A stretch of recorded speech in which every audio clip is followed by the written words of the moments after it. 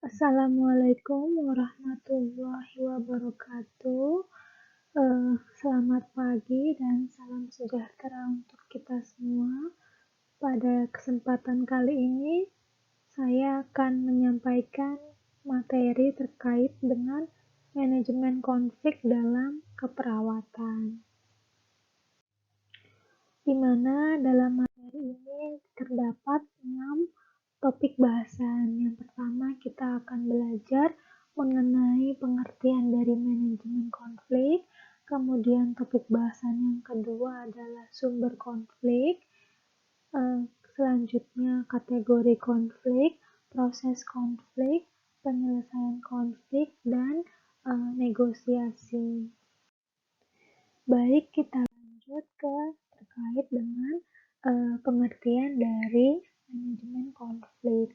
Littlefield dalam Nur Salam pada tahun 2003 mengutarakan bahwa konflik ini dapat dikategorikan sebagai suatu kejadian ataupun proses. Nah, konflik dikatakan sebagai suatu kejadian di mana konflik tersebut terjadi dari suatu ketidaksetujuan antara dua orang atau organisasi di mana seseorang tersebut menerima sesuatu yang akan mengancam kepentingannya. Sedangkan konflik dikatakan sebagai sebuah proses merupakan suatu rangkaian tindakan yang dilakukan oleh dua orang ataupun kelompok yang berusaha untuk menghalangi atau mencegah kepuasan dari seseorang. Nah, sebagai seorang manajer keperawatan, konflik juga sering terjadi pada setiap tatanan asuhan keperawatan.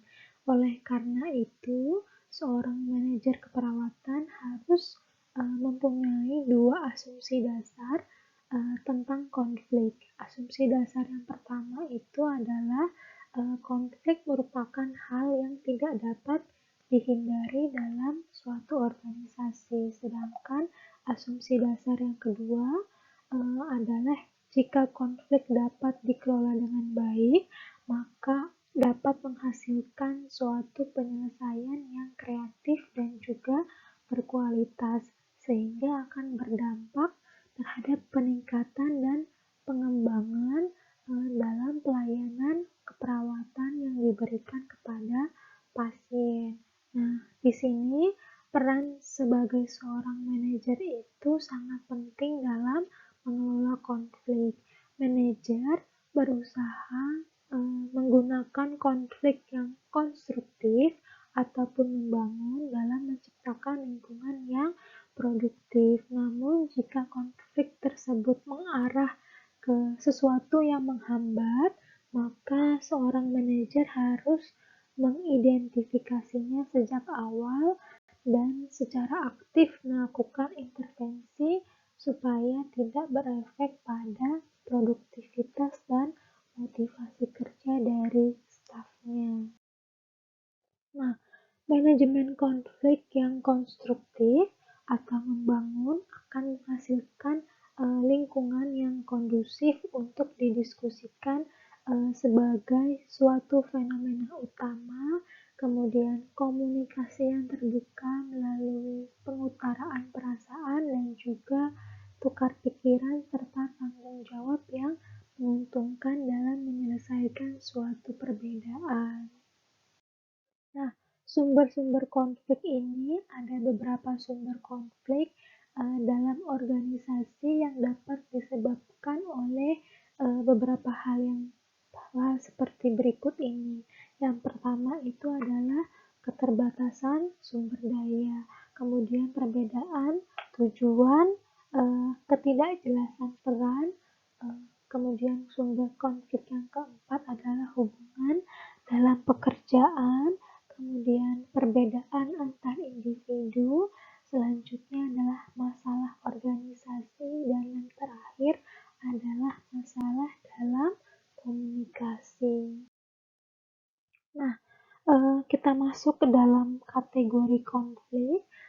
Konflik dipandang secara vertikal dan horizontal. Nah, konflik vertikal ini terjadi antara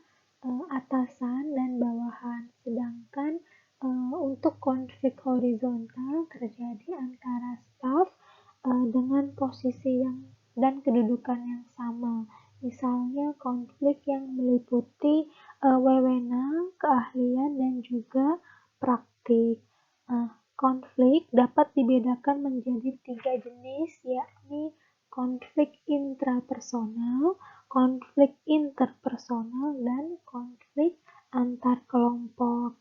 Untuk yang kategori atau jenis yang pertama, yaitu konflik intrapersonal, di mana konflik ini terjadi pada individu itu sendiri. Nah, keadaan ini merupakan masalah internal untuk mengklarifikasi nilai dan keinginan dari konflik yang terjadi. Nah, hal ini sering dimanifestasikan sebagai akibat dari kompetisi peran. Contohnya, seorang manajer mungkin merasa mempunyai konflik intrapersonal dengan loyalitas kepada profesi keperawatan, loyalitas terhadap pekerjaan, dan loyalitas kepada pasien. Kemudian kita masuk ke dalam kategori konflik yang kedua, yaitu konflik interpersonal, di mana konflik interpersonal ini terjadi antara 2 orang atau lebih yang mana nilai, tujuan, dan keyakinan yang berbeda. Nah, konflik ini sering terjadi karena seseorang itu secara konstan berinteraksi dengan orang lain, sehingga akan ditemukan perbedaan-perbedaan. Manajer mungkin sering mengalami konflik dengan teman sesama manajer ataupun atasan serta bawahannya. Kemudian kita masuk kategori konflik yang ketiga, yaitu konflik antar kelompok, di mana konflik ini terjadi antara 2 orang atau lebih kelompok ataupun departemen atau organisasi. Nah, sumber konflik ini adalah hambatan dalam mencapai kekuasaan dan juga otoritas ataupun kualitas dalam jasa pelayanan, serta dalam keterbatasan prasarana. Selanjutnya, kita masuk ke dalam proses konflik, yang mana proses konflik ini dibagi menjadi beberapa tahapan. Tahapan yang pertama itu yaitu tahap konflik laten, di mana pada tahap ini konflik itu terjadi terus-menerus ataupun laten dalam suatu organisasi. Misalnya kondisi tentang keterbatasan staf dan juga perubahan yang cepat. Kondisi tersebut memicu pada ketidakstabilan organisasi dan juga kualitas layanan. Nah, meskipun konflik ini ada, kadang tidak nampak secara nyata atau tidak pernah terjadi. Ini masuk ke dalam tahap konflik laten. Selanjutnya kita masuk ke dalam tahap yang kedua, yaitu konflik yang dirasakan atau felt konflik, di mana konflik yang terjadi karena adanya sesuatu yang dirasakan sebagai ancaman, ketakutan, rasa tidak percaya, dan juga amarah. Nah, konflik ini disebut juga sebagai konflik effectiveness. Nah, hal ini penting bagi seseorang untuk menerima konflik dan juga tidak merasakan konflik tersebut sebagai suatu masalah ataupun ancaman. Kemudian kita masuk ke dalam tahap proses konflik yang ketiga, yaitu konflik yang tampak atau sengaja dimunculkan. Nah, konflik yang sengaja dimunculkan ini memang sengaja dimunculkan untuk dicari solusinya. Tindakan yang dilaksanakan mungkin adalah menghindar kompetisi, debat, atau mencari penyelesaian konflik. Nah, Setiap orang secara tidak sadar akan belajar menggunakan kompetisi, kekuatan, dan agresivitas dalam menyelesaikan konflik. Nah, sementara itu, penyelesaian konflik dalam suatu organisasi ini memerlukan upaya dan strategi sehingga dapat mencapai tujuan dari organisasi. Selanjutnya, kita masuk ke dalam tahap proses konflik yang keempat, yaitu resolusi konflik, di mana resolusi konflik ini merupakan suatu penyelesaian masalah dengan cara memuaskan semua orang yang terlibat di dalamnya dengan menggunakan prinsip win-win solution.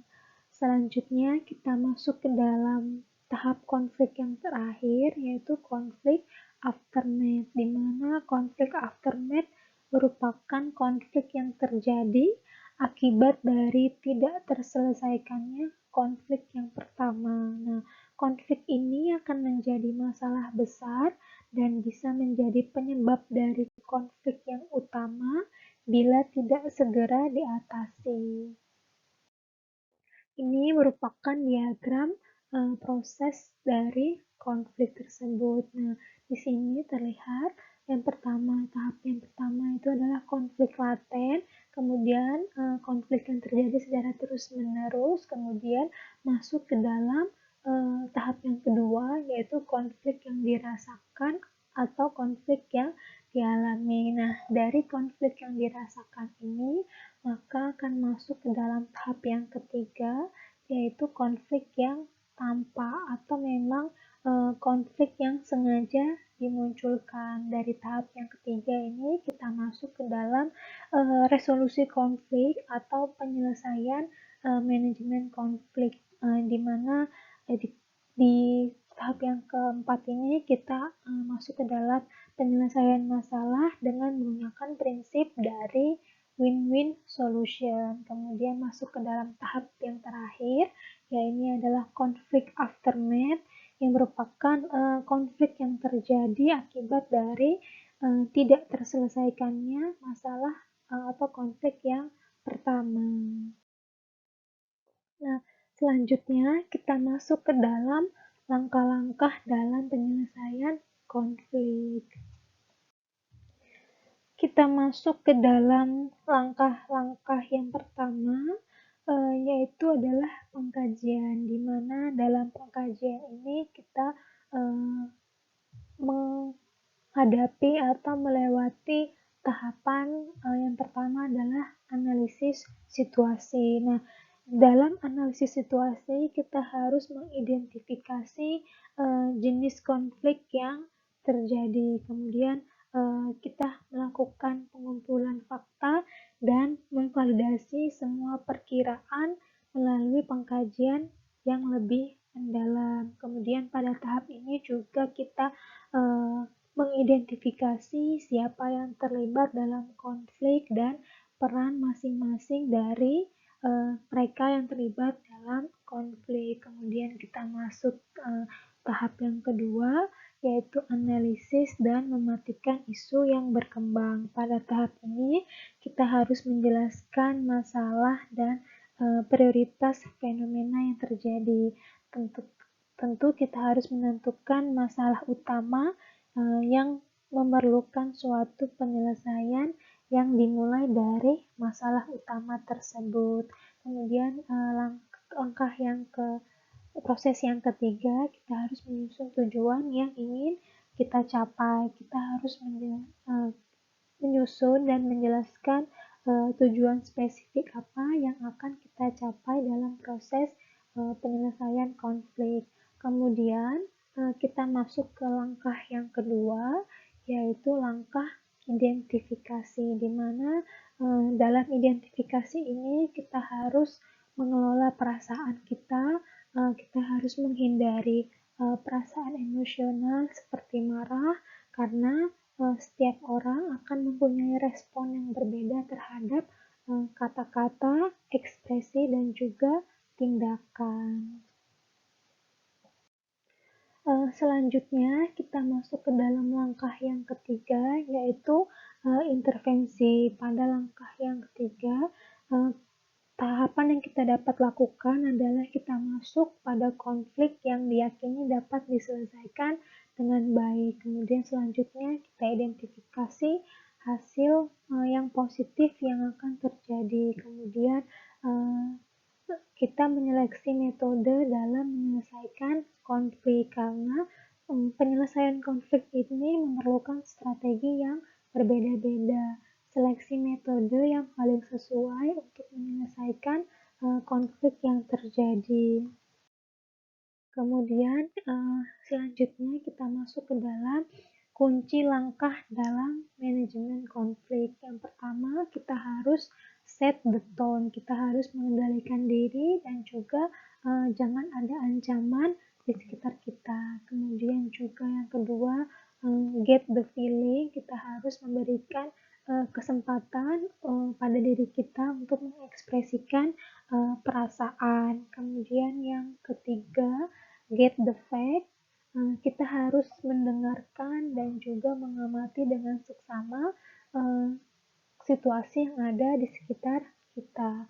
Kemudian kunci langkah yang keempat adalah ask for help, di mana kita harus memberikan kesempatan kepada staf ataupun bawahan untuk mencari solusi yang terbaik dan juga menggali konsekuensi dari keputusan yang akan dibuat. Kemudian yang kelima, get commitment, yaitu adalah komitmen dan pengorbanan yang kita lakukan dalam manajemen konflik atau penyelesaian suatu masalah. Kemudian terakhir adalah follow up, yaitu tindak lanjut secara konsisten dari penyelesaian masalah tersebut. Nah, di sini selanjutnya kita akan bahas terkait dengan strategi penyelesaian konflik. Nah, strategi penyelesaian konflik ini dapat dibedakan menjadi 6 macam. Yang pertama itu adalah kolaborasi atau kita biasa sebut sebagai win-win solution, di mana dalam strategi kolaborasi ini kedua pihak yang terlibat ini menentukan tujuan bersama dan juga bekerja bersama dalam mencapai suatu tujuan. Oleh karena keduanya ini yakin akan tercapainya suatu tujuan yang telah ditetapkan. Kemudian kita masuk ke dalam strategi yang kedua, yaitu adalah kompromi atau negosiasi yang biasa kita sebut sebagai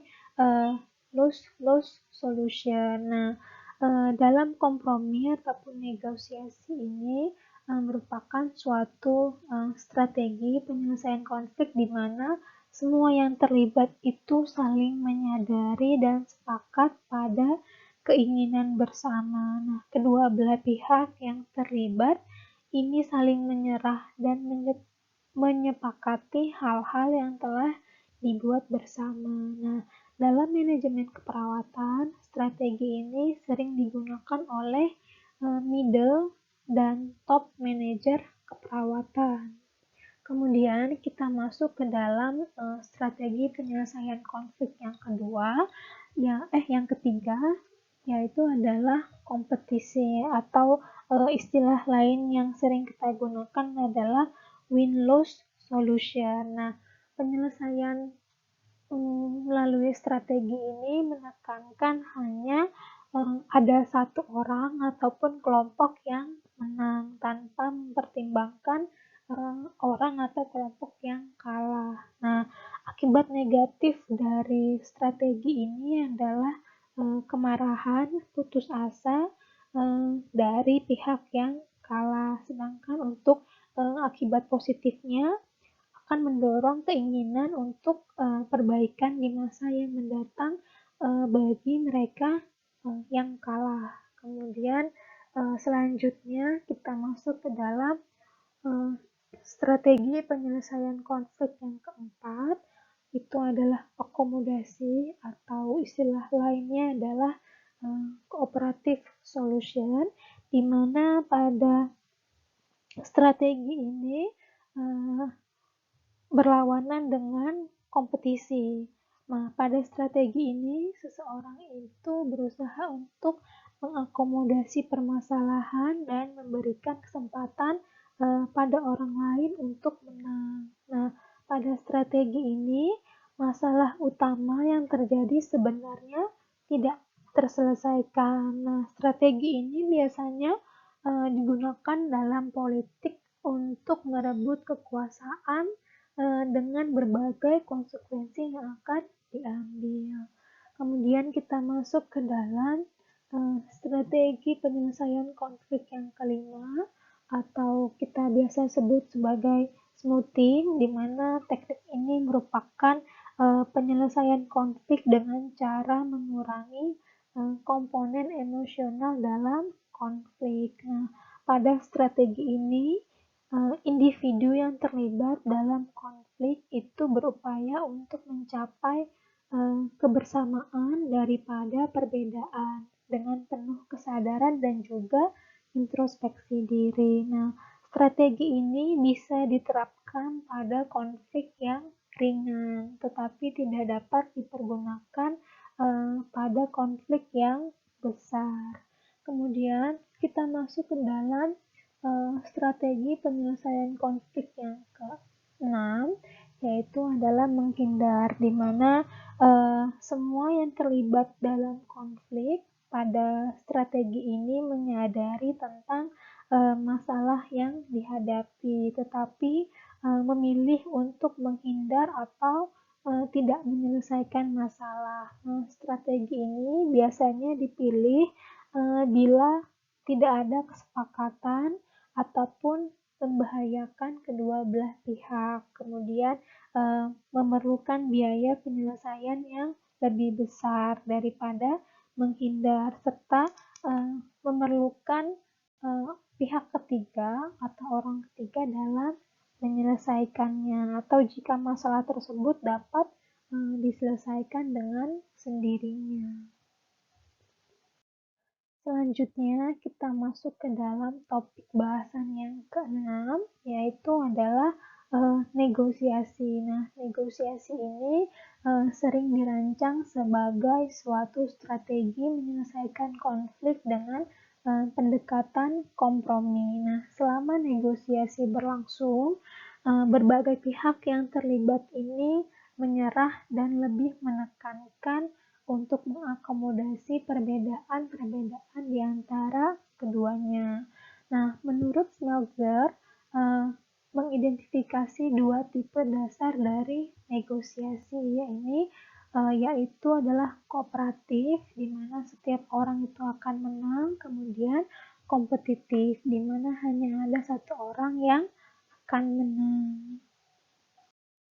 Nah, terdapat 3 kriteria yang harus dipenuhi sebelum manajer keperawatan itu setuju untuk memulai proses negosiasi. Yang pertama itu masalah tersebut harus dapat dinegosiasikan. Kemudian yang kedua, negosiator harus tertarik terhadap take and give selama proses negosiasi. Kemudian kriteria yang ketiga, mereka harus pihak-pihak yang terlibat dalam proses negosiasi itu harus saling percaya.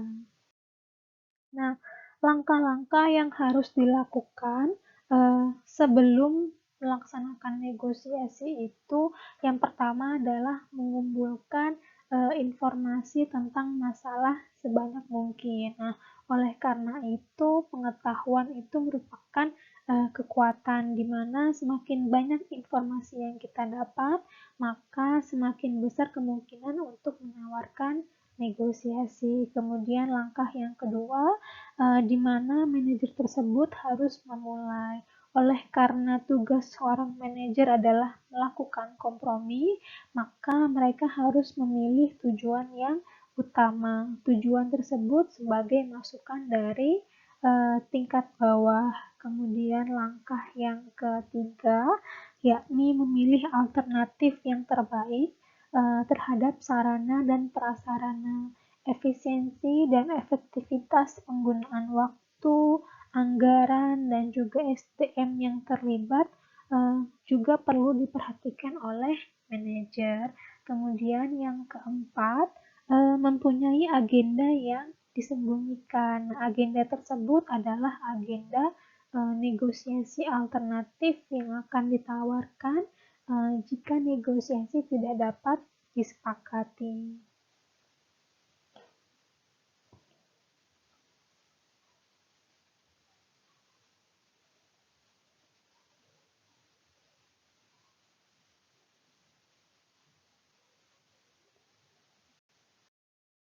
Nah, ada beberapa strategi dan cara yang perlu dilaksanakan dalam menciptakan kondisi yang persuasif, asertif, dan komunikasi terbuka selama negosiasi berjalan. Yang pertama ini kita harus memilih fakta-fakta yang rasional dan berdasarkan dari hasil penelitian. Kemudian juga kita harus mendengarkan dengan seksama dan juga memperhatikan respon verbal yang tampak dari pihak yang kita ajak negosiasi. Kemudian juga kita harus berpikir positif dan selalu terbuka untuk menerima semua alternatif informasi yang disampaikan. Kemudian strategi yang keempat yaitu kita harus mengupayakan untuk memahami pandangan yang disampaikan oleh lawan bicara kita. Kita harus berkonsentrasi dan perhatian terhadap persepsi ataupun masukan dari lawan bicara kita. Jadi kita tidak hanya memberikan persetujuan saja. Kemudian strategi yang kelima, kita harus selalu mendiskusikan tentang konflik yang terjadi. Kita harus berusaha untuk menghindarkan masalah-masalah pribadi pada saat proses negosiasi. Kemudian yang keenam, kita harus menghindari menyalahkan orang lain atas konflik yang sedang terjadi. Kemudian strategi yang ketujuh, kita harus memiliki sikap jujur, harus mengutarakan masalah yang dihadapi dengan jujur, menyampaikan informasi secara jujur. Kemudian selanjutnya kita harus berusaha untuk bersikap bahwa kita memerlukan penyelesaian yang terbaik sehingga dapat dilakukan proses negosiasi. Kemudian yang strategi yang kesembilan, ada baiknya kita jangan langsung menyetujui solusi yang ditawarkan, tetapi kita meminta waktu untuk berpikir, kemudian meminta waktu juga untuk menjawab dari solusi yang ditawarkan. Kemudian yang strategi yang ke-10, jika kedua belah pihak menjadi marah atau lelah selama proses negosiasi berlangsung, ada baiknya kita beristirahat sebentar untuk menenangkan pikiran dan juga perasaan emosional kita.